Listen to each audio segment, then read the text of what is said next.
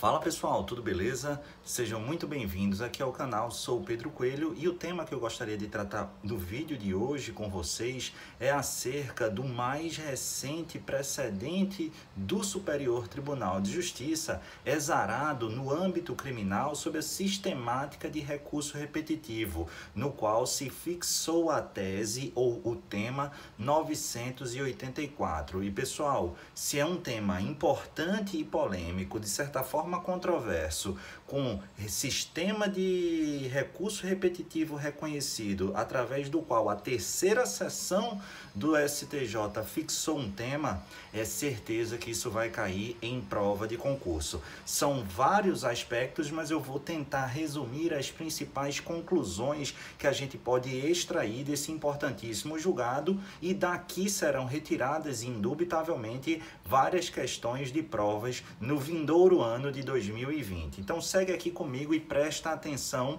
que vamos analisar esses pontos ou pontuar os aspectos mais importantes do tema 984, extraído do julgamento, de novo, no sistema de repetitivo, no recurso especial 1.656.322, originário lá de Santa Catarina. E o que é que o STJ, a terceira sessão, analisou nesse julgado e qual foi a tese ou as teses fixadas? Pessoal, havia uma controvérsia sustentada parcialmente pela doutrina e também, eventualmente, em alguns julgados, sobretudo no âmbito de tribunais de justiça, sobre o grau e o caráter de vinculação ou não da autoridade judiciária em relação à fixação de honorários por atuação do defensor dativo no âmbito daqueles tribunais, no âmbito daquele poder judiciário. Pedro, não entendi nada.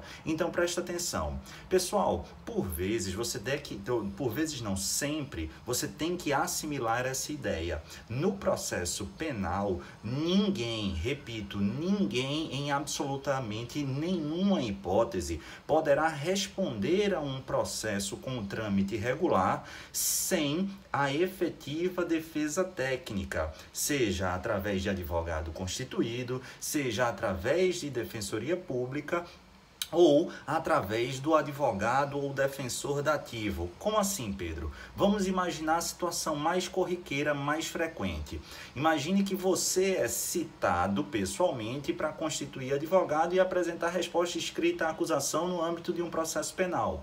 Você tem 10 dias para fazer tudo isso e apresentar a sua defesa técnica. Se você não o fizer, qual é a solução que o Código de Processo Penal impõe?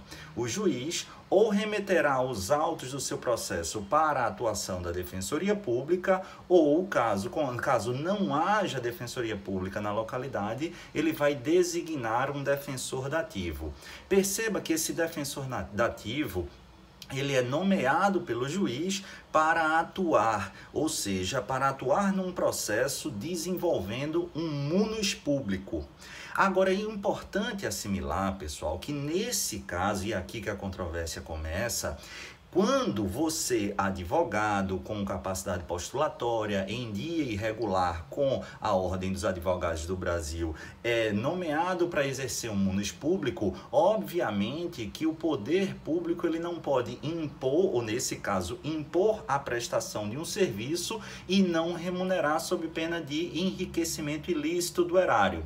Nesse caso, claro que você tem esse munus público, mas uma vez ele sendo exercido, ele vai ser remunerado. E é aqui que está. O artigo 22, salvo melhor juízo, do Estatuto da Ordem dos Advogados do Brasil, ele traz um regramento que indica que os honorários do defensor dativo em casos tais deverá seguir a tabela de honorários estabelecidas pela OAB. A OAB ela estabelece cada ato processual e o vincula a um valor. Sei lá, vamos imaginar, de fato cada uma varia, mas vamos imaginar uma audiência de instrução. Se você fizer na qualidade de defensor dativo, vai receber 300, vai receber 400, vai receber 500. Se você for fazer um júri por completo, vai receber 1.000, 2.000, não depende da tabela, mas existe uma tabela. Só que perceba que essa tabela, ela é construída unilateralmente pela OAB. A dúvida que se punha era se o juiz, quando da fixação desses honorários, quando da fixação ou do arbitramento desses honorários para fins remuneratórios, ele estaria ou não vinculado a essa tabela. E presta atenção para a primeira conclusão aqui desse tema 984 do STJ. O STJ disse que não há qualquer grau de vinculação a essa tabela. A tabela ela é válida e funcionará como um norte, mas o juiz terá, tomando como referência a tabela construída pela OAB, deverá enxergar, fundamentar e motivar a fixação a partir de um raciocínio visando a proporcionalidade e o equilíbrio da justiça da remuneração. Porque a gente pega num parâmetro médio. Vamos imaginar que um caso é extremamente complexo e que aquela remuneração estabelecida na tabela, ela seja injusta, seja insuficiente, ou de outra sorte, um caso extremamente simples que não faz sentido remunerar num valor tão alto. É possível? Perfeitamente possível, claro, sempre motivando e tomando a tabela da OAB como norte, mas não com fins e aspectos vinculantes. Essa é a primeira conclusão. Tomar como referência, não como fins vinculantes. Cuidado só para não confundir esses honorários que são via arbitramento em razão do munus público com aqueles honorários de sucumbência. Aqui o profissional vai ser remunerado independentemente da sucumbência. Ele está sendo remunerado pelo munus público, volto a afirmar. Agora, há um outro aspecto que a gente precisa diferenciar e tomar muito cuidado, porque isso vai cair em prova. Porque uma coisa é a tabela da OAB. Só que, pessoal, não sei se vocês atuam na prática ou conhecem a prática processual penal, mas, por vezes, situações existem no âmbito do Poder Judiciário em que há outro tipo de tabela. As tabelas construídas não unilateralmente pela OAB, mas através de um consenso após a participação do poder público, a participação da Defensoria Pública, a participação também da Ordem dos Advogados do Brasil. É o caso, por exemplo, da tabela de honorários dentro da Justiça Federal. A Justiça Federal ela não constrói, como regra, ou não se utiliza da tabela prevista lá no artigo 22 do Estatuto da Ordem, mas sim desse desenho de tabela própria. Só que perceba, o fundamento para dizer que não seria vinculante, ou um dos fundamentos para dizer que a tabela da OAB não é vinculante ao Poder Judiciário, é porque não caberia unilateralmente uma instituição fora do âmbito do judiciário, fora do âmbito estrito sensu do poder público, impor um valor, uma remuneração a ser adimplida pelo erário.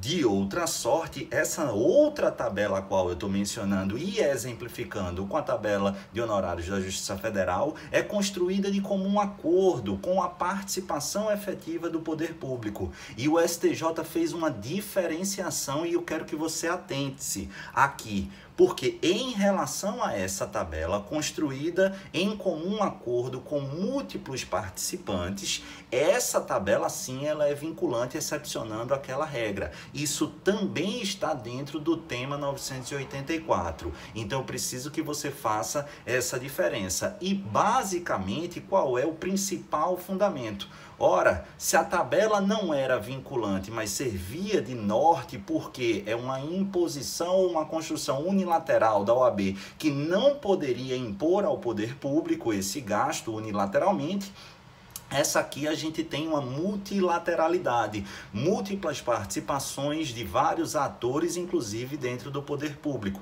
Daí porque sim, essa é uma exceção. E é justamente o caso mais citado e fixado pelo próprio STJ, é a tabela de honorários da Justiça Federal. Então presta muita atenção, dá um joinha aqui embaixo no vídeo se você gostou, comenta o que é que você achou desse vídeo aqui e divulga entre seus amigos, porque isso vai cair em prova. Repetindo, é o mais recente e atualíssimo julgado de recurso repetitivo no âmbito criminal via STJ, tema 984. Aproveita, pessoal, se você não está inscrito, se inscreve aqui no canal, aciona o sininho que está aqui ou aqui, eu não sei, porque sempre que eu subir conteúdo novo, você vai ser devidamente notificado. A ideia é sempre ajudar e esclarecer. Muita gente está com dúvida nesse ponto. É um julgado complexo, mas espero que tenha colocado luz ou um pouco mais de luz